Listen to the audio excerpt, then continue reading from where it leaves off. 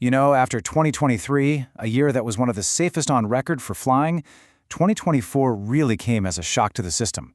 We saw this sudden, tragic spike in accidents that left a lot of us wondering, wait, is flying still as safe as we thought? So what exactly went wrong? Let's dig in and take a closer look at the events that made this such a tough year in the skies. And it really starts with this number. Over 300 people lost their lives in airplane accidents in 2024. That's a figure that just makes you stop and think, especially when you put it right next to the year that came just before it. I mean, look at this contrast. It's just startling. 2023 was literally celebrated as the safest year in aviation history. We had 0 major passenger jet accidents. And then bam, just 1 year later, 2024 becomes the deadliest we've seen since 2018. So what gives? Well, the story really begins just 2 days into the new year. So our first stop takes us to one of the busiest airports on the planet, Tokyo's Haneda. This is where a totally routine landing turned into a fiery catastrophe right there on the tarmac. Here's what happened. A Japan Airlines Airbus A350 was on its final approach, everything looking normal. But on the runway was a smaller Coast Guard Dash 8 getting ready for a humanitarian mission. The two planes collided, and the impact was just catastrophic, sparking this massive inferno. Okay, so let's break down this chain of events, because it happened fast. At 5:45 p.m., the big Jeju flight gets clearance to land. At the exact same time, the Coast Guard plane is told to wait, to hold short at a spot called C5. But just a minute later, and this is the critical moment, the smaller plane misunderstands that instruction and enters the active runway, right into the path of the landing Airbus. At 5:47, they hit. And this wasn't just one single mistake. It was a whole chain of failures. You had the Dash 8 crew who clearly misunderstood the instruction, maybe feeling some pressure because they were already running 40 minutes late. Then, you have the fact that the smaller plane was in the Airbus pilot's blind spot on final approach. And the final, terrible layer, a runway conflict alert system, which should have been the last line of defense, was reportedly ignored by controllers because it was known for going off with false alarms. But right in the middle of all this devastation, something absolutely incredible happened.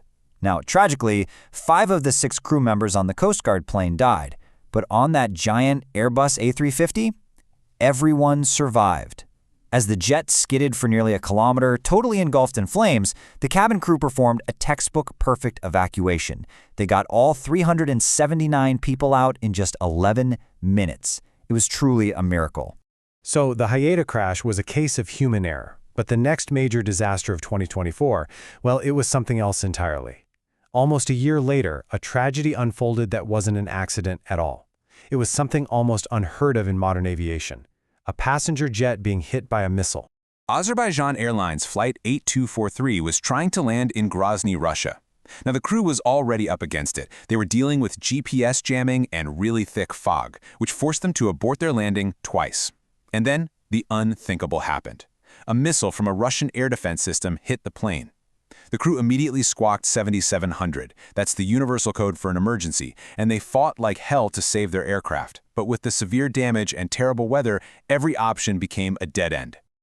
Just imagine being on that plane. Accounts from inside paint a horrifying picture. One passenger described it as a loud explosion and then shrapnel just tearing through the fuselage. For everyone on board, it was sudden, it was violent, and it was completely inexplicable. After this absolutely harrowing struggle to stay in the air, the plane crashed while trying to land for a third time, this time in Kazakhstan. The impact was devastating.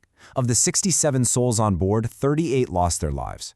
Now, these two shocking events really defined the year, but sadly, they weren't the only ones. Yeah, beyond those 2 high-profile tragedies, a whole series of other accidents added to the year's grim statistics, and they happened all over the globe, from Nepal to Brazil. In July, a takeoff in Nepal became dangerously unstable, killing 18 people. Then in August, a flight in Brazil went down because of a buildup of severe ice on the wings. 62 people died. In November, a cargo jet crashed in Lithuania. And then, in the final days of the year, a bird strike during a botched landing in South Korea led to the deaths of 179 people. Each one was its own separate tragedy, but together, they painted a really grim picture for 2024. Okay, so after hearing all of this, it is totally understandable to feel a little alarmed. But to really get what this year means for air travel, we need to take a step back and put it all in perspective. So the first thing experts will tell you is that you have to measure aviation safety over long periods, not just single years.